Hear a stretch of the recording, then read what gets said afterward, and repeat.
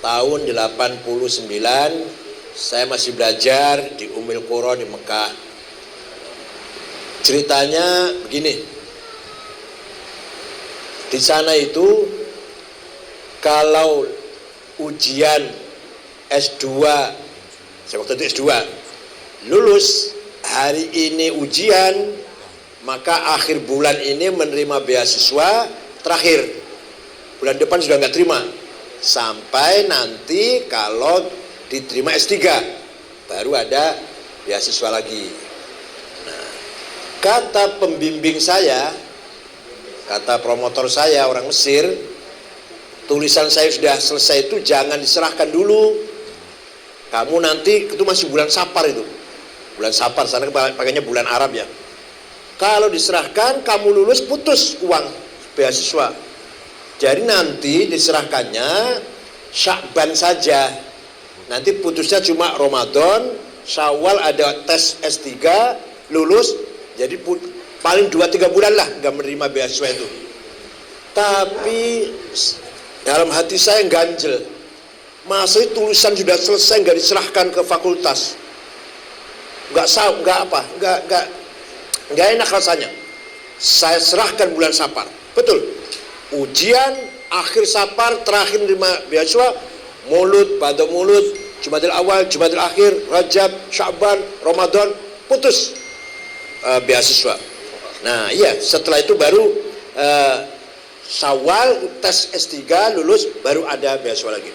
7 bulan atau 8 bulan saya hidup tanpa beasiswa dengan anak 3. Luar biasa. Iya, dengan anak 3. Akhirnya saya terpaksa menjadi imam di masjid Faqih namanya di Aziziyah, bukan masjid negara, masjid swasta. Orang kaya yang punya peternakan ayam satu-satunya waktu itu. Dengan gaji 1.000 real dan dapat kamar 1 kamar untuk tempat. Nekat saya. Jadi imam itu berat loh. Di sana harus hadir kecuali ada halangan yang tertentu. Gak bisa seenaknya, harus terus ngimami tiap hari 5 kali. Berat loh. Kalau hanya seminggu khutbah Jumat enak gitu. Setiap hari ngimami 5 kali itu berat. Kecuali ada udzur baru saya wakilkan, saya cari teman untuk mewakilkan, ada urusan apa. Walhasil saya jadi imam masjid tidak lillahi ta'ala, karena ingin menyambung hidup, menunggu sampai lulus apa tidak S3 itu. Nah, tapi Tuhan yang ngatur. Kehendak Tuhan yang ngatur. Dengan adanya saya jadi imam, saya terkenal. Kalau hanya mahasiswa saja belum terkenal. Jadi imam saya terkenal di kalangan TKI. Ada TKI yang rajin sholat di belakang saya, namanya Abdul Hamid dari Kuningan, masih saudara dengan Haji Sulaiman yang sahabatnya Gus Dur, Haji Sulaiman itu. Pas tahun itu pergi haji Haji Sulaiman. Kata ketemu dengan Abdul Hamid yang TK ini, ada mahasiswa S3 imam masjid, S2 lulus S2 imam masjid, pinter gitu. Ayo sholat ke sana, mampir ke ruang saya, ngobrol, pulang lapor ke Gus Dur. Ada anak namanya Said Agil gini. Nah, Gus Dur umroh mampir ke saya. Jadi seandainya saya tidak jadi imam, belum tentu secepat itu kenal dengan Gus Dur. Ketika umroh itu dengan rombongan Kiai Nur Muhammad, banyak rombongannya. Gus Dur nggak mau tinggal di hotel, di rumah saya. Ya hari sehari cuma 24 jam itu ngobrol lah, 24 jam itu. Iya, ilmu ya apalah semua diobrolkan. Saya baru tahu kedalaman ilmunya Gus Dur, kedalaman cara berpikirnya Gus Dur. Kemudian haji dengan Pak Harto, dengan Pak Yusuf Hasim, dengan Ketua Muhammadiyah, tidak mau tinggal di hotel yang dengan Pak Harto, misah dengan saya di rumah saya waktu itu. Walhasil bertanya dengan saya lah kira-kira itu. Mulailah beliau sebelum saya pulang sudah ngomong di muktamar Krapyak, dan dikutip oleh majalah Umat, waktu itu majalah Umat, kalau NU mau maju, cara berpikir tasawuf harus dirubah. Ini ada anak yang lagi S3 nulis tasawuf, nanti kalau pulang akan merubah cara berpikir mainstream, Pak. Jadi Saya belum pulang, nama saya udah dikenal di PBNU. Pak Bagja udah kenal, Mustafa Zuhad udah dengar nama saya, kira-kira. Walhasil gitu ceritanya lah. Kemudian saya lulus 94 S3 cum laude. Saya pulang diterima Gus Dur di ada tanah, kalau rumah bangun sendiri, tapi tanah pesantren di sebelahnya Gus Dur sana. Begitu muktamar Cipasung, saya diajak dan baru tahu kali itu muktamar yang sangat panas, muktamar yang sangat mengerikan, menakutkan. Tapi saya lihat Gus Dur tenang, yakin, percaya diri, sedikit pun tidak ada rasa takut, sedikit pun tidak ada rasa grogi. Padahal waktu itu kiai-kiai pun diancam, ditindas, jangan minum Gus Dur, asal ABG, asal bukan Gus Dur. Mau Pak Khalid Mawardi boleh, mau Fahmi Syaifuddin boleh. Ternyata nggak laku. Yang agak laku Abu Hasan karena ada uangnya.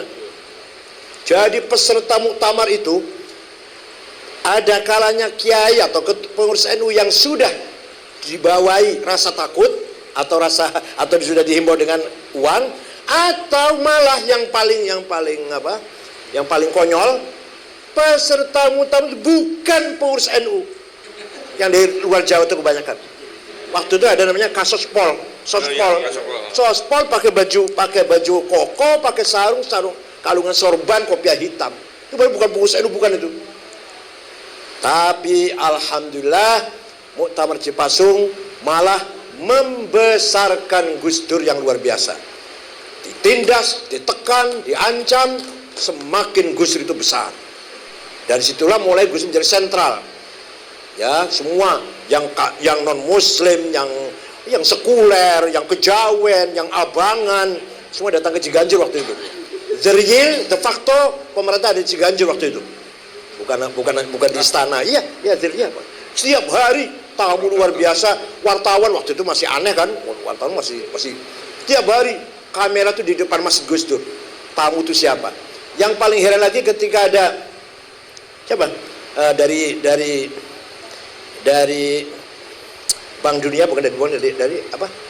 Yang memberi utang pinjaman pada Pak Harto dulu. IMF, Habernis namanya. Itu waktu Pak Harto tanda tangan dia meteng-teng.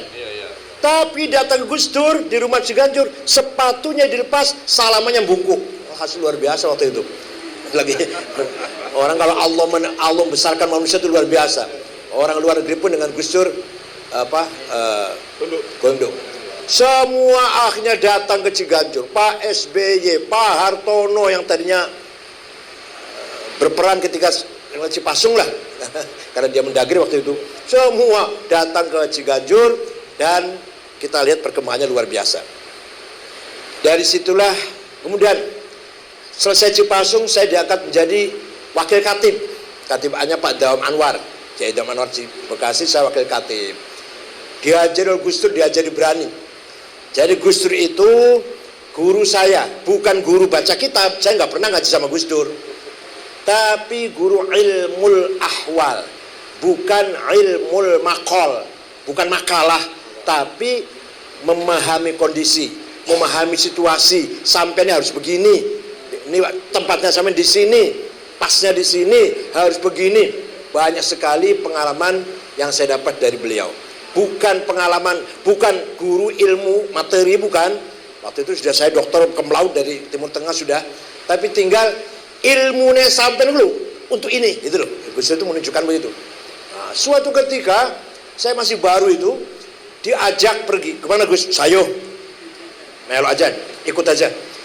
Dibawa ke forum demokrasi. Ada Rahman Taleng, Bondan, Ramo Magnis, Marsilam, ya ada semua itu. Saya disuruh ngomong apa coba? Kalau suruh ngaji bisa, suruh agama bisa. Tapi waktu itu dipaksa suruh ngomong. Ya, saya cuma ngomong situasi politik di Timur Tengah, itu aja saya bisa. Saya belum paham politik sini, belum. Menurut Gus Dur itu dalam rangka mengkader saya itu. Kemeringet saya ngomong itu. Gak ngerti situasi sini, suruh ngomong di depan aktivis-aktivis yang seperti itu. Alah, pokoknya saya ngomong lah. Saya sekarang nggak ingat ngomong apa waktu itu, saya nggak ingat sebenarnya. Nah, kasus dukun santet di Banyuwangi. Laporan telepon dari pengurus NU, Gus, ada kejadian Gus, 5 orang yang diduga dukun santet dibunuh Gus, terang-terangan bunuhnya. Gus Dur diam. Besok 2 hari lagi Gus, tambah 5 lagi Gus, 10. Besoknya lagi 7 Gus, besok sampai 30 Gus Dur diam. Baru setelah 30 Gus Dur berteriak, bikin bentuk tim pencari fakta. Diwakilin ke saya dari PBNU-nya, Masya Allah. Padahal saya masih baru banget itu, ya masih baru lah. Nah, dari Mabes Polri ada, dari Mabes TNI juga ada. Ya, saya dari NU-nya berangkat ke Jawa Timur. Sebentar, tadinya maunya malam, ditunggu oleh Pak Imam Utomo waktu itu jadi gubernur baru 1 minggu atau 2 minggu. Pak Kapoldanya Joko Subroto, Pangdamnya, Pak Kapoldanya kalau sekarang Irjen dulu Maijen Samsuri. Malam ditunggu, saya nggak datang. Walau sudah ditunggu itu oleh pemerintah Jawa Timur. Besoknya baru datang. Wah, itu masuk koran itu. Saya agak ditunggu pemerintah Jawa Timur nggak datang. Lumayan. Pertemuan belum selesai sudah meninggalkan tempat. Nah, mulailah saya dikenal wartawan, mulai barangkali itu barangkali. Kalau sekarang disuruh, saya nggak mau, betul, nggak mau saya. Turun ke Banyuwangi. Sarung Banyuwangi diterima oleh Bupati, Dandim, Polres, diskusi. Katanya yang melatih ninja itu seorang sersan marinir ada markas marinir di Situbondo itu. Saya berangkat ke sana. Waduh, mana itu yang namanya Budi? Panggil. Wah, datang tuh gemeter. Ngadepi saya gemeter badan.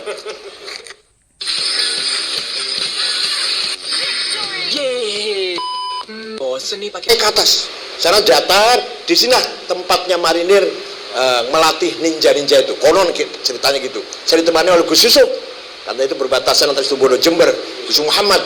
Waktu itu belum ya masih saya sudah PBNU, Gus Yusuf masih belum lah gitu. Ditemani dan terus sampai saya pulang bikin laporan ke Pak Wiranto dan sebagainya.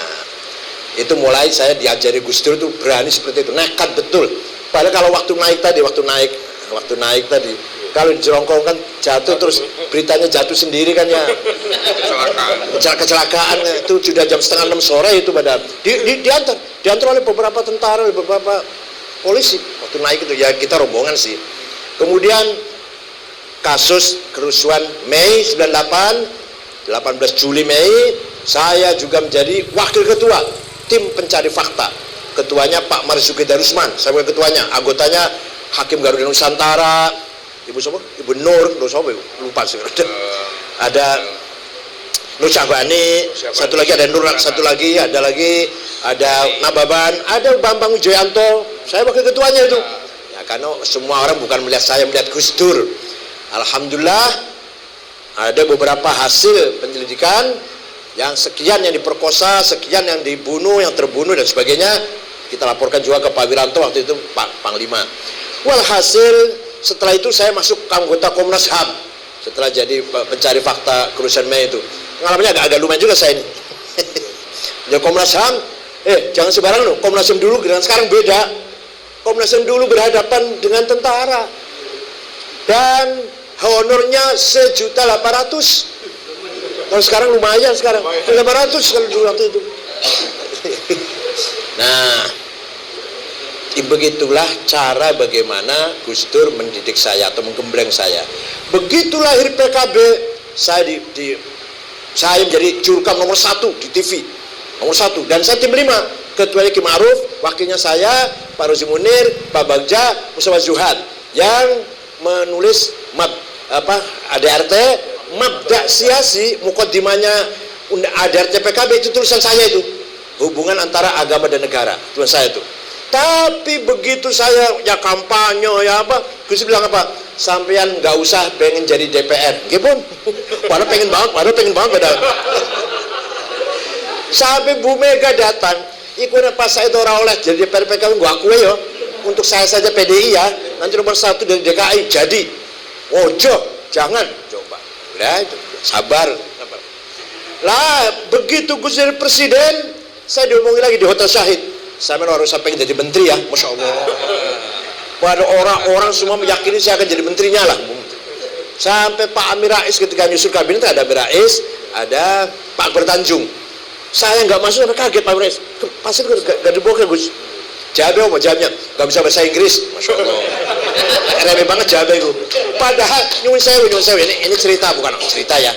Padahal yang jadi menteri agama Pak Tolhan juga nggak bisa bahasa Inggris, sama aja. Pak Tolhan Hasan, ya ini cerita bukan ini. Supaya perjalanan saya begitu. Begitu mau di Muktamar NU di Ribuan saya maju, yang tadinya Gus Dur itu mendukung, kurang 6 bulan Gus Dur nggak dukung. Dukungnya Pak Hashim Muzadi. Gak apa-apa, itu saya terima, itu supaya saya mateng betul itu. Saya tetap maju. Ya kalah. Didukung presiden Pak Hashim. Masa pasti menang. Tapi walaupun begitu terpautnya hanya 35. Terpautnya 35 dengan Pak Hashim. Dengan segala Gus Dur perintahkan kepada semua kirim fax dari Italia. Waktu itu buka muktamar pergi Italia. Ada fax datang masuk ke Kiai Idris. Jangan, harus Hashim Muzadi yang jadi. Nah, Kiai rapat, ya kumpul. Kiai Abdul Abbas, Kiai Fuad Hashim di rumahnya. Gimana ini? Ya, ini kena presiden harus kita. Ya udah, walhasil gitulah. Walhasil saya dicegah jangan sampai jadi ketua umum. Karena apa? Belum mateng, udah titik. Saya tahu masalahnya, belum mateng. Pak Hashim Muzadi lebih mateng dalam organisasi, dalam manajemen, dalam itu ceritanya. Nah, kalau kelebihan Gus Dur sangat banyak sekali. Seorang ulama yang betul-betul menguasai ilmu agama ya Gus Dur. Terutama sekali sejarah, peradaban, filsafat, dan seterusnya. Bukan hanya sejarah Islam, sejarah dunia. Bukan hanya sejarah dunia, sejarah Cina, sejarah mana aja dia tahu. Namanya orang terkenal, ulama, filosof, raja, penguasa, orang kaya, artis, terus olahragawan, atlet, apal namanya. Sedunia lu ya, sedunia, bukan se-Indonesia bukan. Namanya pemain sepak bola Spanyol siapa-siapa, pemain sepak bola Prancis siapa-siapa, pemain sepak bola Brazil siapa-siapa, apal itu. Artis siapa-siapa, artis terkenal ya. Orang kaya siapa-siapa di dunia ini, orang pinter siapa-siapa di dunia ini. Terus saya baru kagum dengan itu. Nggak punya buku agenda harian, nggak punya. Memori itu nggak punya. Tanggal sekian ke sini, tanggal sekian ke sini, tanggal sekian ke sini. Suatu ketika, saya habis ngimami sholat di Masjid Gus Dur, duduk di kursi depan. Datanglah Pak Mundir siapa? Depan itu ke Mundir Suparta. Gus Dur, wonten. Saya lagi nunggu nih, belum pulang dari luar kota ini mau pulang. Tadi saya telepon, belum ada HP kan? Saya telepon ke rumah, Gus Dur jawab kok. Gus Dur jawab, saya telepon. Gus, saya mau sowan apa? Mau undang acara tanggal sekian. Waduh, maaf nggak bisa. Itu halnya Kiai Ali Maksum. Yakin Gus Dur suara itu, bukan pembantu, bukan siapa-siapa. Gus Dur gak ada, saya lagi duduk lagi nunggu ini. Betul, Gus Dur datang. Gak lama Gus Dur datang. Salaman masuk, menyampaikan maksudnya, gak bisa malam itu saya hal kelapa. Persis jawabannya kayak di telepon tadi. Tapi waktu di telepon itu siapa itu? Ya itu yang luar biasa di situ. Kejadian betul itu, betul. Wah, kalau kejadian lagi waktu umrah dengan Gus Nur itu, dengan Muhammad itu, Kiai Muhammad di Madinah, lepas sholat Isya jalan-jalan cari ulama yang menurut Gus Dur hebat. Ada ulama jenggotnya panjang, pakai gamis, ujung-ujungnya besar, kitabnya setumpuk, ngajar muridnya banyak. Nih Gus, bukan. Cari lagi, kan banyak orang kiai yang ngajar banyak. Nih Gus, bukan. Ini Gus, bukan. Ada ulama, ada orang Mesir sendirian, sorbannya nggak begitu besar, biasalah, sajadah sendirian, ini malah berhenti. Terus saya suruh ngomong, walaupun Gus juga bisa ngomong Arab bisa, tapi saya suruh ngomong, Assalamualaikum, ini ketua Jamiah Islam di Indonesia yang paling besar, ulama, namanya Abdul Wahid, mau minta doa apa? Doa apa Gus? Ya minta selamat dunia akhirat, didoain ya 5 menit lah. Agak panjang doanya, agak panjang sih. Setelah itu dia lari, ini beliau nih pergi, sajadahnya diseret malah. Sambil ngomong gini bahasa Arab, Ya Rob, ma dzambi hatta tu'arrifani iyah. Dosaku apa? kok sampai engkau membuka rahasia kepada orang ini nih. Jadi wali sedang sembunyi ketahuan Gus Dur. Orang lain gak akan tahu dia wali, Gus Dur tahu. Sampai dia merasa punya dosa apa, saya lagi sembunyi kok, lagi nyamar ketahuan. Padahal intel ketahuan lah, kamu intel ya. Terus mencari kuburannya Imam Ali Uraidi bin Ja'far Shadiq. Waktu sudah di tengah-tengah kebun korma dan sudah di pagar kelilingnya udah dihancurkan lah, karena di sana nggak boleh ziarah kubur kan. Ya ada saja ziarah sih. Gus Dur mau baca Fatihah 1000 kali, saya Haji Sulaiman dan beliau. Baru 35-an atau 40 lah, polisi datang, ngusir. Apa Gus Dur apa? Anta adullah, kamu musuh Allah. Nggak apa-apa tuh. Baru biasa orang Saudi kalau gitu kan marah kan. Nggak dibiarkan tuh. Walhasil gagal baca Fatihah 1000 kali. Itu pengalaman saya dengan beliau. Pengalaman ziarah ke Sunan Ampel. Hubungan saya Haji Sulaiman, Haji Masnu, Gus Mu'ad, Gus Tohir, Gus Lukman. Nah, ya. Terus jam 12 malam baru masuk ziarah ke Sunan Ampel. Kita ini disuruh baca la ilallah keras. La ilaha illallah, la ilaha. Gusnya diem aja. Enak banget ya. 1 jam. La ilaha illallah. Kendor gak boleh. La ilaha. Juru kuncinya namanya Kiai Nawawi. Gak boleh kita berhenti dan gak boleh kita kendor. Terus. La ilaha illallah keras. Gusnya diem aja. Ternyata ketika diam itu lagi mukhatabah, lagi dialog dengan Sunan Ampel. Isinya antara lain, jangan takut, jangan khawatir, kamu pasti dilindungi oleh Allah. Ini jauh sebelum jadi presiden belum. Passport, please. 네. 잠시만요. 왜? 여권이 어딨지? 야, 출출 아냐? 자, 스니커즈?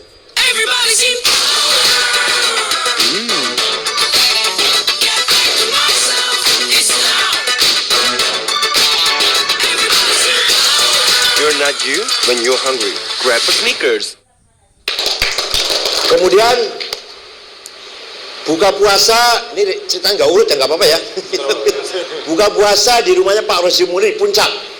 Saya satu mobil dengan Mas Saiful dengan Muhaimin. Waktu itu masih kaya saya dengan Mas Saiful dengan Mas Saiful masih kaya saya. Saya mobilnya Kijang Perkasa baru masih. Mas Imin masih ala masih.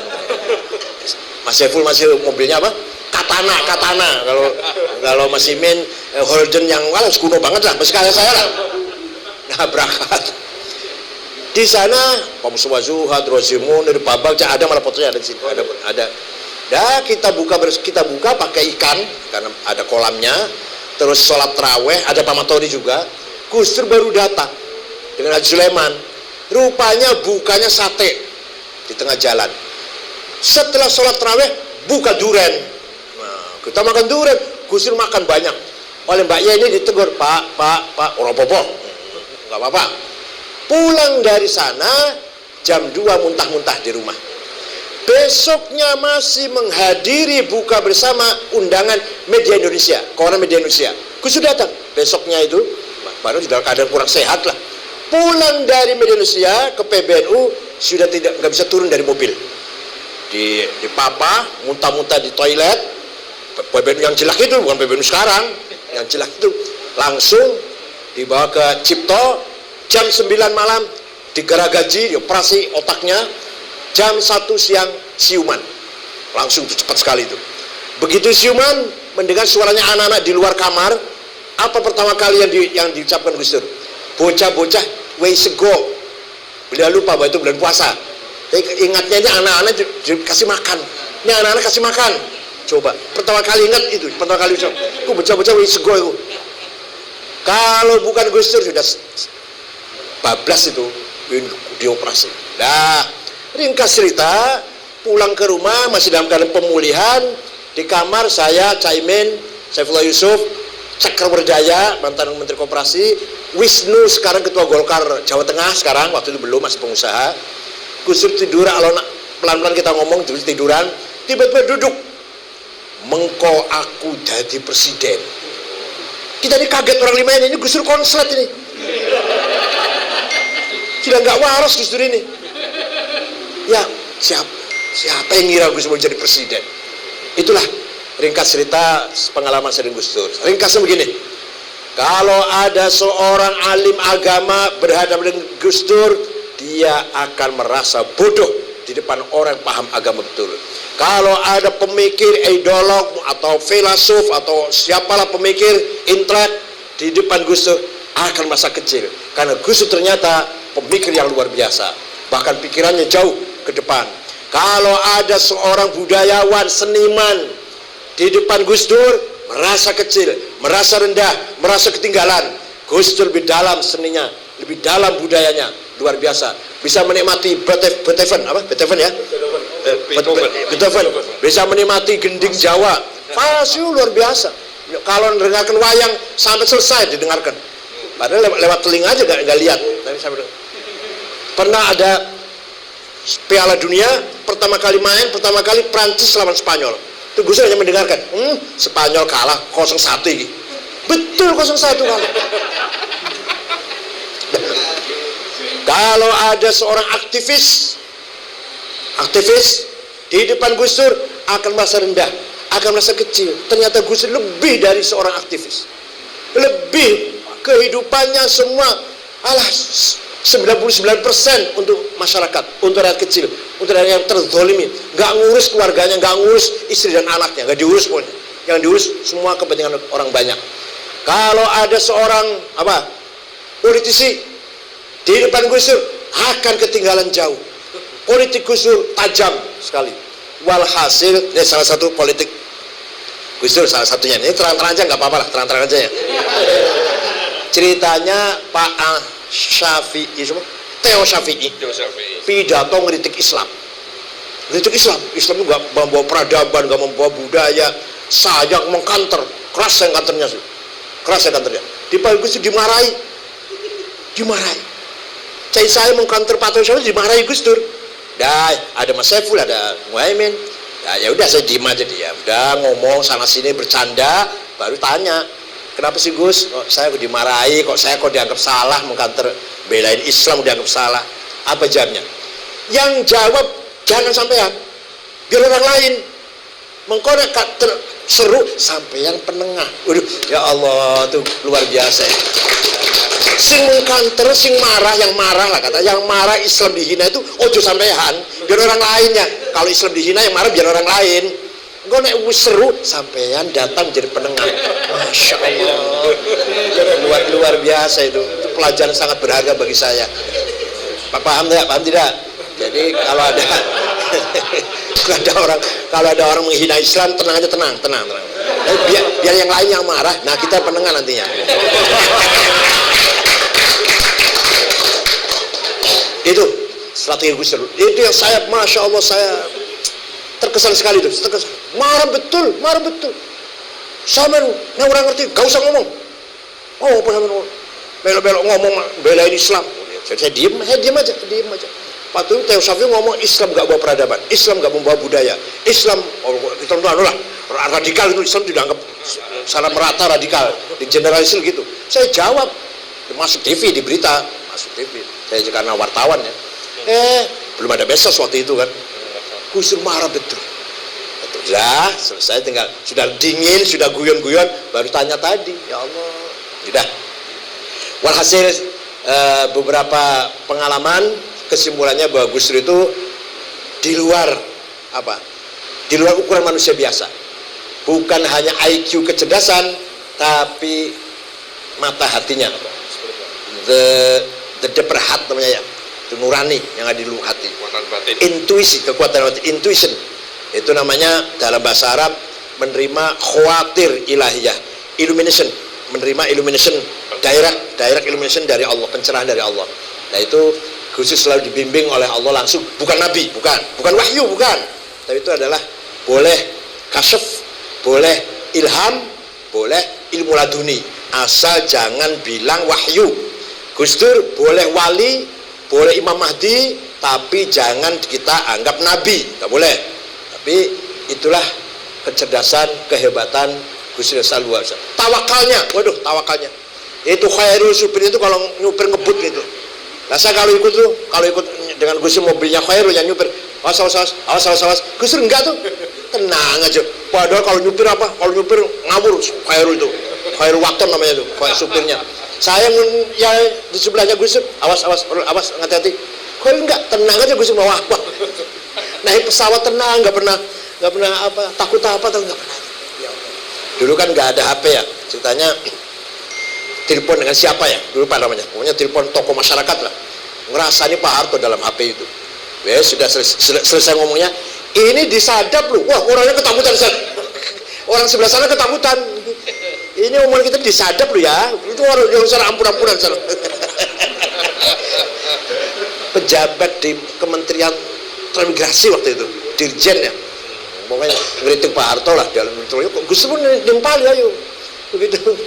Walhasil itulah kehebatan Gus Dur, terutama sekali setelah Muktamar Cipasung, simbol perlawanan terhadap kediktatoran, simbol kezaliman waktu itu adalah Gus Dur. Nah kita ini pengalaman memimpin NU yang selama Gus Dur pimpin itu, mari kita jalan itu bagi-bagi, jangan saya semua. Saya nggak seperti Gus Dur, bagi-bagi. Teddy harus berperan, Pak Edi harus berperan, dan saya perannya ngaji saja lah gitu. Maka harus kolegial, cari orang yang perfect kayak Gus Dur ya sulit. Tapi kita bagaimanapun prinsip kita nggak bisa bergeser. NU punya prinsip yang tidak bisa bergeser. Tawassut moderat itu butuh cerdas. Kalau nggak cerdas nggak mungkin tawassut. Orang kalau nggak cerdas nggak mungkin tawassut. Ya kalau orang nggak tawassut ya nggak cerdas itulah. Kedua, tasamuh, toleran. Orang toleran berarti akhlaknya mulia. Orang nggak toleran berarti akhlaknya ada sesuatu dalam akhlaknya. Jadi kalau mau akhlaknya mulia, tasamuh. Kalau mau cerdas, tawassut. Atau dibalik, kalau mau tawassut cerdas. Kalau mau toleran ya akhlaknya mulia dulu, baru bisa toleran. Nah itu kita prinsip. Dan tetap kita dan gak lepas dari Quran, jangan khawatir. Contoh satu aja nih.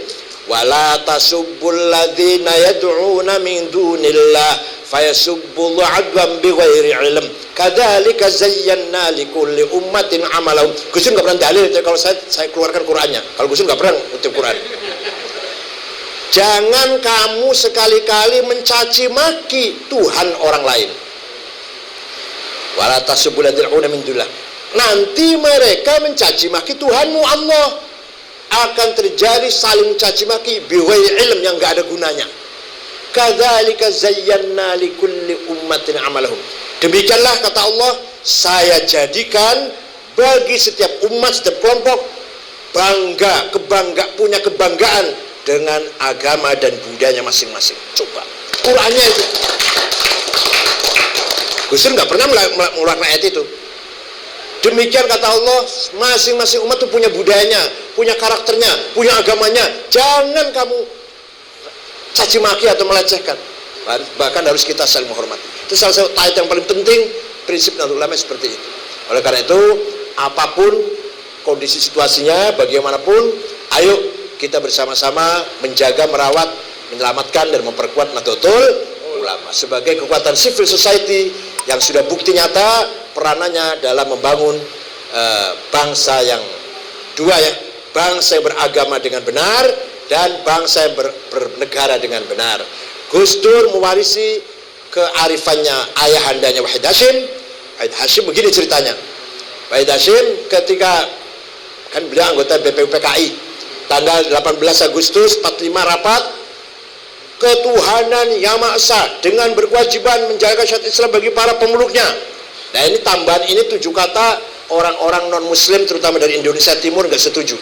Karena itu jadi negara Islam kalau ada syarat-syarat begini. Nggak setuju. Kalau dipaksa saya keluar dari NKRI. Kira-kira begitu bahasanya. Kiai Wahid Hasyim pulang ke Tebuireng karena belum ada WA kan. Menghadap ayahandanya Kiai Hasyim Asy'ari gini.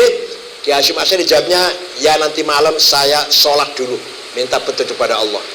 Besok pagi Wahid, saya setuju Piagam Jakarta 7 kata itu dicoret, saya setuju. Yang penting negara kuat dulu. Kalau udah kuat, ayo kita membangun peradaban Islam di atas negara yang kuat.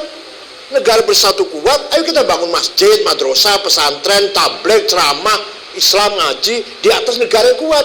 Nah kalau belum negara sudah bertengkar masalah syariat Islam, negaranya belum kuat, syariatnya nggak akan jalan. Contohnya betul Afghanistan.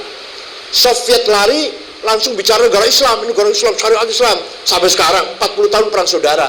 Syariat Islamnya nggak terbukti, negaranya carut marut nggak karu-karuan. Paling cuma 7 suku padahal cuma sukunya. Walhasil itulah kearifan Kiai Hasyim Asy'ari yang diwarisi oleh Wahid Hasyim. Kiai Wahid Hasyim itu mewariskan kearifannya kepada putranya Gus Dur atau Kiai Abdul Wahid. Mari kita semua mengenang jasa beliau, menghormati al-maghfur wal marhum, al-maghfurlah wal marhum Kiai Abdul Wahid. Askanahu fi jannatih, taghammadahu fi rahmatih, taqabbal hasanatih wa tajawaz an sayyiatih. Syukran wa dumtum fil khairi wal barakati wan najah. Wallahu fi aqrabit thariq. Wassalamualaikum warahmatullahi wabarakatuh.